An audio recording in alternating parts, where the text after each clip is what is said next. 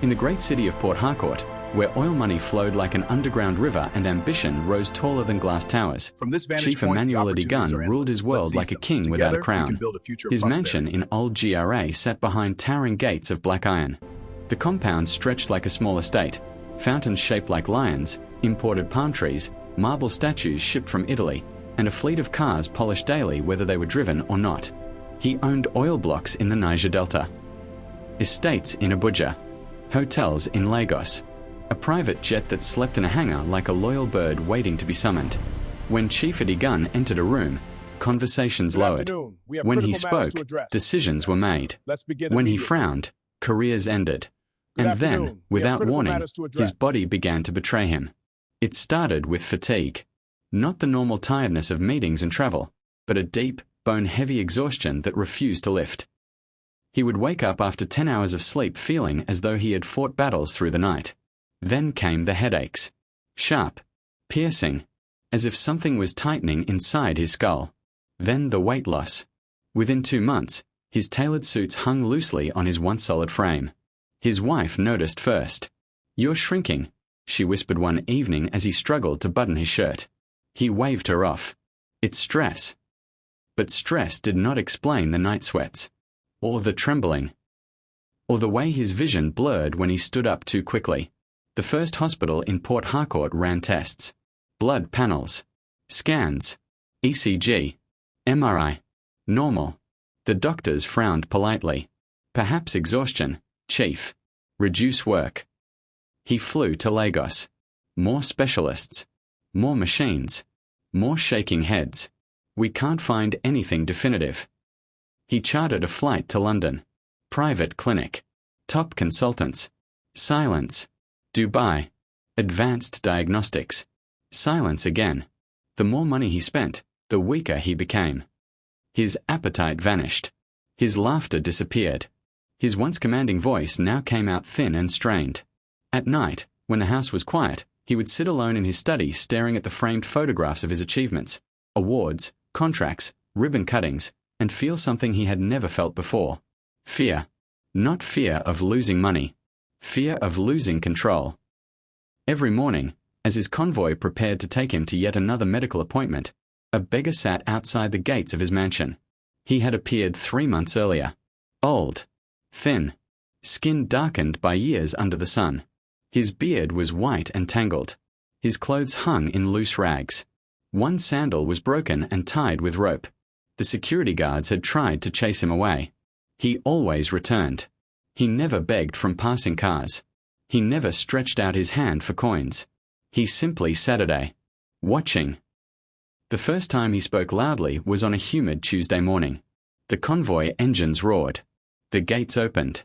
SUVs rolled forward. And the old man stood. "Your sickness is not in your blood," he shouted. "It is in your past." The guards rushed him. One slapped him hard across the face. "Madman." They shoved him into the dust. Chief Adigun, seated in the back of his armored SUV, did not look out the window. The next day, the beggar was there again. The convoy approached. He rose once more. "You are not dying from disease," he cried. "You are dying from a curse." This time, the chief heard him. Something in the old man's voice was not wild. It was steady, certain. "Stop," the chief ordered. The SUV halted. The guards stiffened.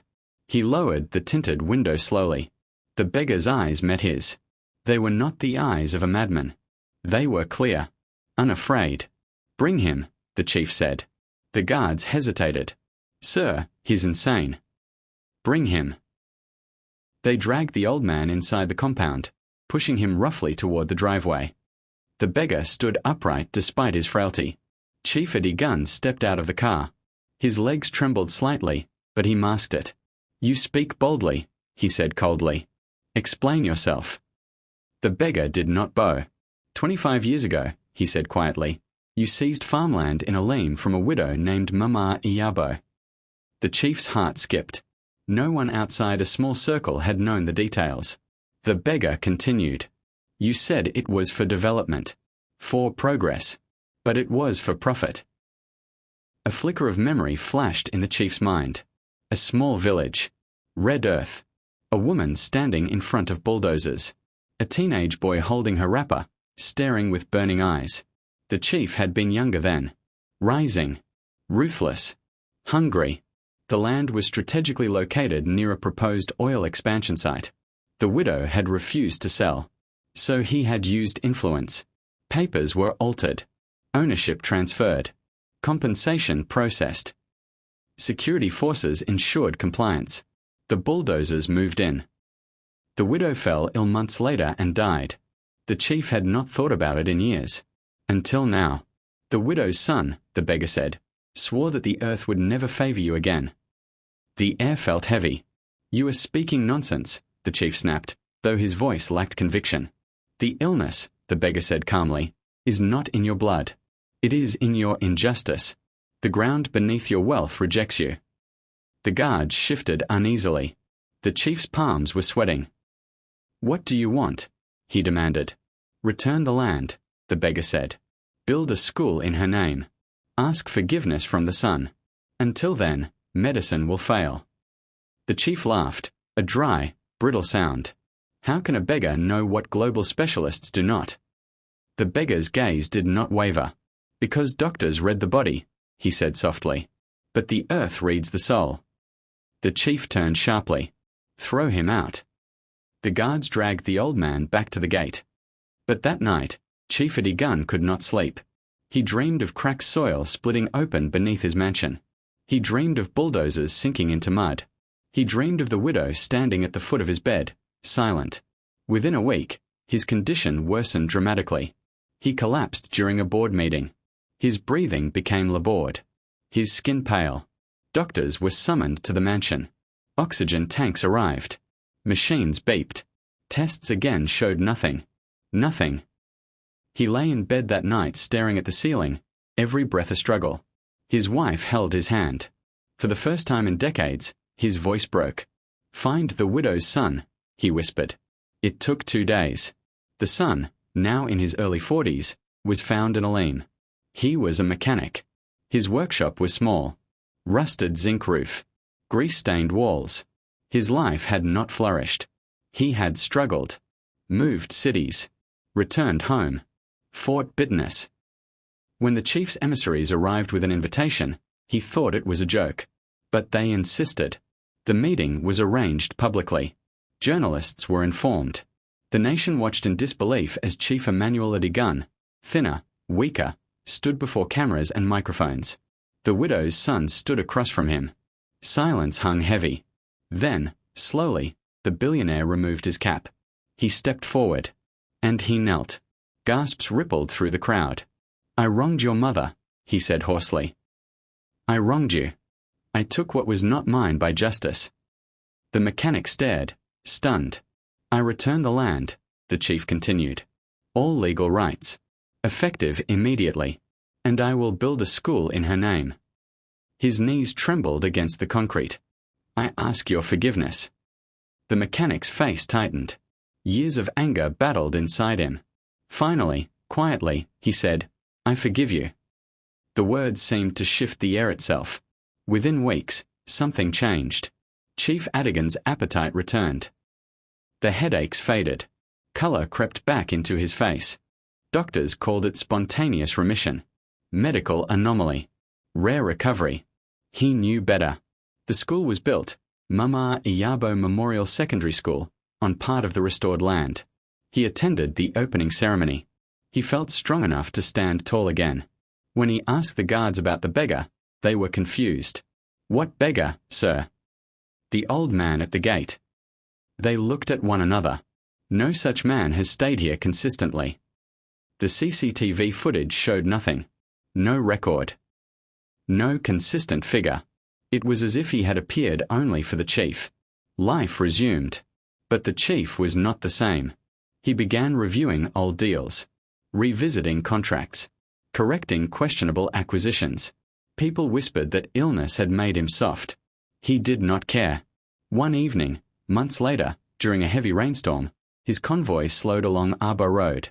Through the street window, he saw a figure collapse by the roadside. Old. Frailer than before. Beard white. The chief's heart pounded. Stop. He stepped out into the rain himself. It was the beggar, barely conscious, skin burning with fever. Without hesitation, Chief Adigun knelt in the muddy water. He lifted the old man into his arms. The guards stared in shock as their billionaire boss carried a beggar into the vehicle. At the hospital, he paid for private treatment, round-the-clock care, medication. The beggar recovered slowly. When he was strong enough to speak, the chief visited him. "You saved my life," the chief said quietly. The old man smiled faintly. "No," he replied.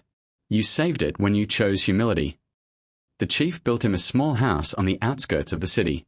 Simple, clean, peaceful. The beggar accepted it without ceremony. "You could have asked for money," the chief said once. "I did not come for money," the old man replied. "I came for balance." Years passed. Chief Adigun grew older, but he did not fall ill again.